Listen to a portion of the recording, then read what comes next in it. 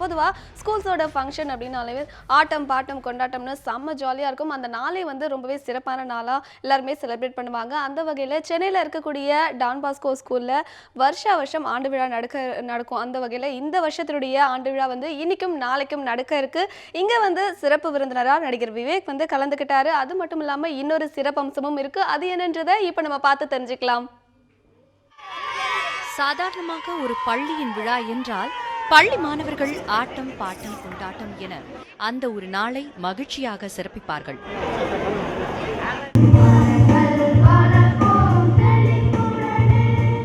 ஆனால் சென்னை எக்மோரில் உள்ள Don Bosco பள்ளி வருடம் கொண்டாடி வரும் இந்த ஒரு நாளை நடன நிகழ்ச்சியாக நடத்தி மற்றவர்களுக்கு பயனளிக்கும் விதமாக இதில் வரும் லாபத்தை முழுதாக ஒரு கிராமத்திற்கு வழங்க உள்ளனர். இந்த மாபெரும் டோபோடா என்ற அந்த நடன நிகழ்ச்சி எதற்காக நடத்துகிறோம்னா ரெண்டு விஷயத்துக்காக பண்ணுறோம். ஒன்று வந்து இந்த நடன நிகழ்ச்சியிலிருந்து வருகின்ற தொகையை திருவண்ணாமலை மாவட்டத்தில் உள்ள போலூர் கிராமத்து பள்ளி பிள்ளைகளுக்கு அவருடைய கல்வி மேம்பாட்டிற்காக இதை செய்கிறோம். அது வந்து ஒரு முக்கியமான விஷயங்கள். அந்த பிள்ளைங்களும் இந்த நிகழ்ச்சியில் கலந்து கொண்டு டான்ஸ் ஆடுறாங்க. இது ஒன்று.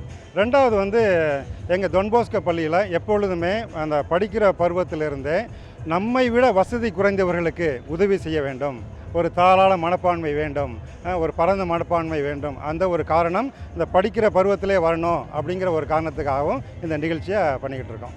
இது 5வது சீசன், 5th சீசன். 2012 இது தொடங்கினோம். ஒவ்வொரு வருடமும் ஒரு கிராமத்து பள்ளியை தேர்ந்தெடுத்து இதற்காக நாங்கள் இந்த நிகழ்ச்சியை நடத்தி வருகின்றோம்.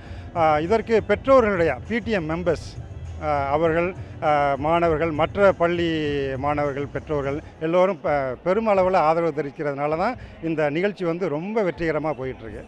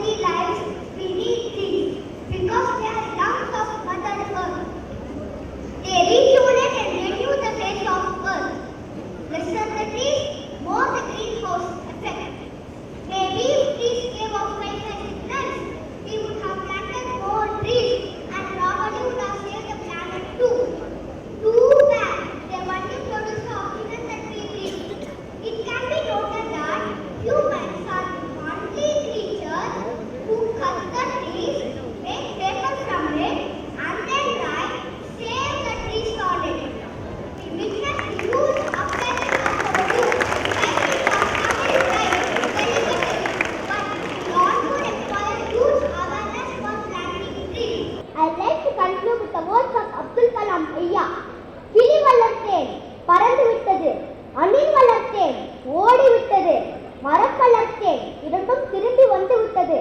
ஆம் தோழர்களே, உலகை மீட்க வேண்டும் என்றால் மரங்களை வளர்க்க வேண்டும்.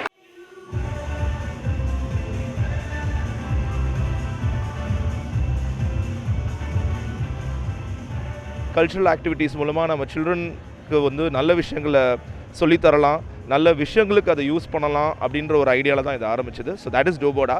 ஸோ சீசன் 1 பண்ணும்போது அது பியூராகவே ஒரு டான்ஸ் ஃபெஸ்டிவலாக இருந்தது. அடுத்த வருஷம் பண்ணும்போது வி மேட் இட் ஒரு carnival. Why don't this coming together of people இப்படி வந்து ஒரு நல்ல விஷயத்துக்காக why don't we have a day long celebration அப்படின்னு பண்ணோம். அப்புறம் the third year we brought in external schools. ஏன் டான் பாஸ்கோ மட்டும் நம்ம பண்ணணும், இது ஒரு நல்ல விஷயம் தானே, இந்த நல்ல விஷயத்தை நம்ம ஏன் டான் பாஸ்கோ சார்பாக நம்ம வெளில போய் நம்ம மற்ற யங்ஸ்டர்ஸ் கூட பண்ணலாம். டான் பாஸ்கோ அப்படின்ற எங்களுடைய பேட்ரன் சைனுடைய இதுவே பார்த்தீங்கன்னா யங்ஸ்டர்ஸ் கூட ஒர்க் பண்ணுறது தான், யங்ஸ்டர்ஸ்க்கு வந்து நல்ல விஷயங்களை சொல்லிக் கொடுக்குறது தான். So we took forward this idea to a lot of other schools. So போன 3rd சீசன்லாம் பார்த்தீங்கன்னா ஆல்மோஸ்ட் ஒரு 25-30 ஸ்கூல்ஸ்லேருந்து காலேஜஸ் ஸ்கூல்ஸ்லேருந்து நிறைய பேர் இந்த டான்ஸ் ஷோவில் வந்து பார்ட்டிசிபேட் பண்ணாங்க. Our students from school students.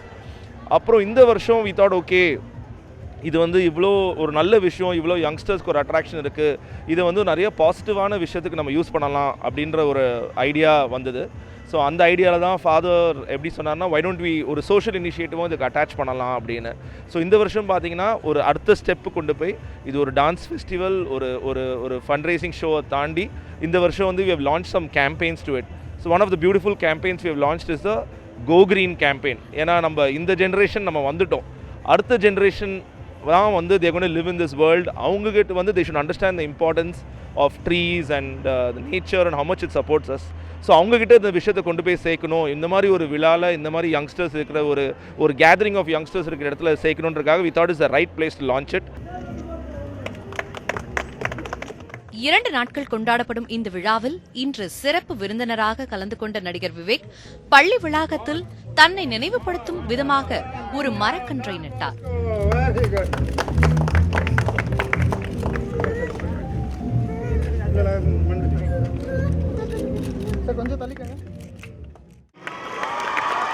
பின் மேடையில் அவர் பேசியதை தற்போது காணலாம்.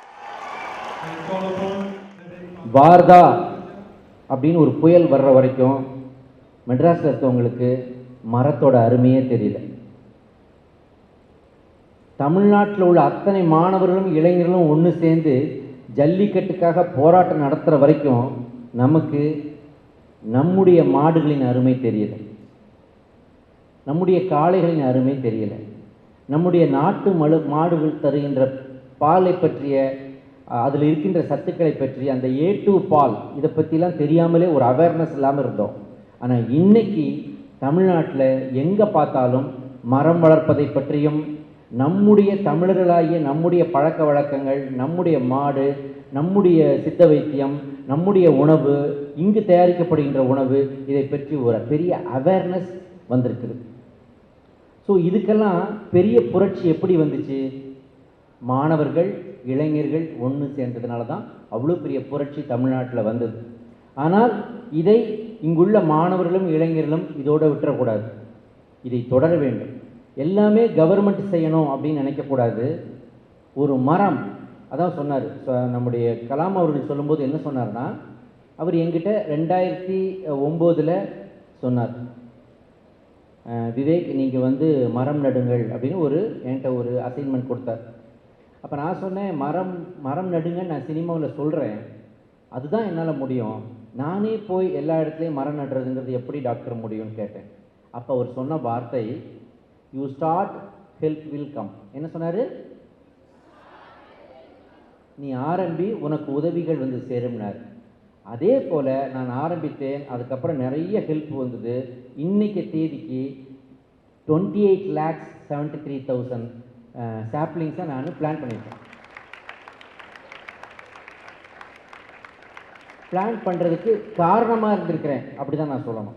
ஐ was just an inspiration and I was initiating all the plantings, அப்படி தான் நான் கரெக்டாக சொல்லணும். ஸோ அது அப்படி போயிட்டுருக்கு. க்ரீன் கலாம் அப்படின்ற ஒரு அமைப்பை ஏற்படுத்தி அது மூலமாக பண்ணிகிட்ருக்கேன்.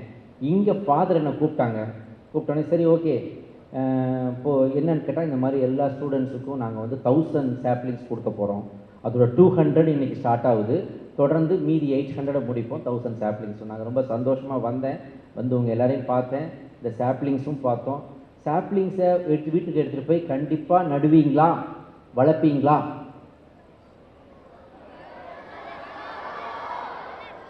ஒரு மரம் என்னென்ன செய்து தெரியுமா?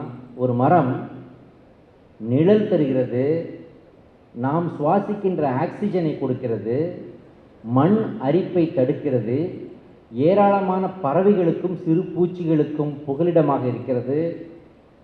இந்த காற்றில் இருக்கின்ற கார்பன் டை ஆக்சைடை எடுத்துவிட்டு அதை ஆக்சிஜனால் நிரப்புகிறது. அம்மா வயிற்றில் நம்ம எத்தனை மாதம் இருக்கோம்? 9 மாதம் சில்லற இருக்கோமா? அவ்வளோதான் இருப்போம். அப்போ நம்ம சுவாசித்தோமா? Did we breathe? When we were inside the womb of our mom, did we breathe? We didn't breathe. Our lungs were idle. It was not working at all. அப்போ என்ன ஆச்சு? Only there was a tube from our mom to our body. அந்த tube வழியாக தான் நமக்கு தேவையான உணவுலாம் வந்துகிட்டே இருந்துச்சு. ஸோ இன்றைக்கி யூடியூப் வந்திருக்கு, ஆனால் அன்றைக்கே உங்களை காப்பாற்றுறது உங்கள் மாம் டியூப் தான்.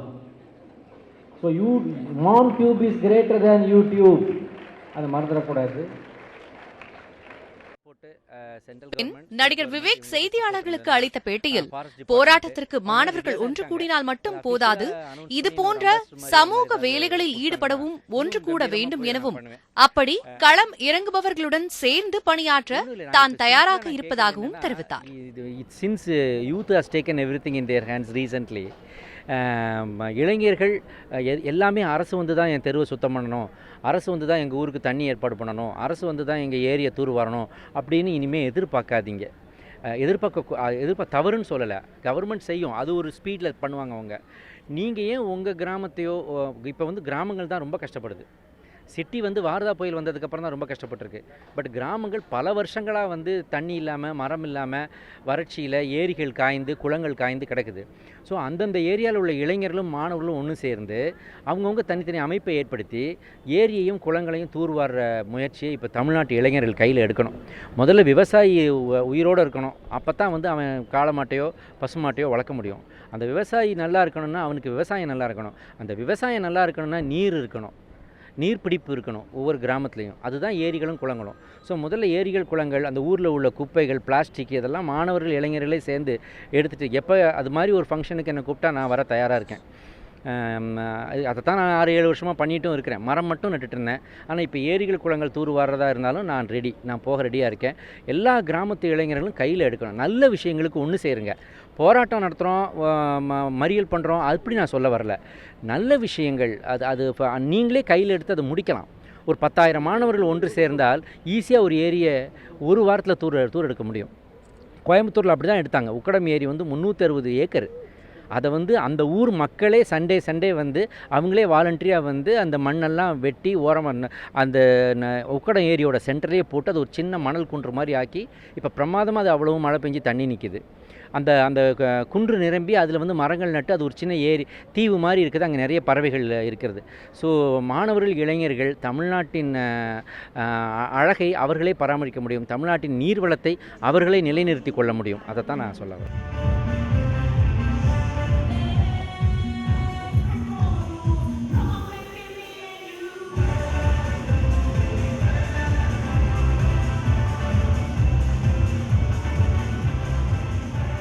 உத்ரா, நியூஸ் 7 தமிழ், சென்னை.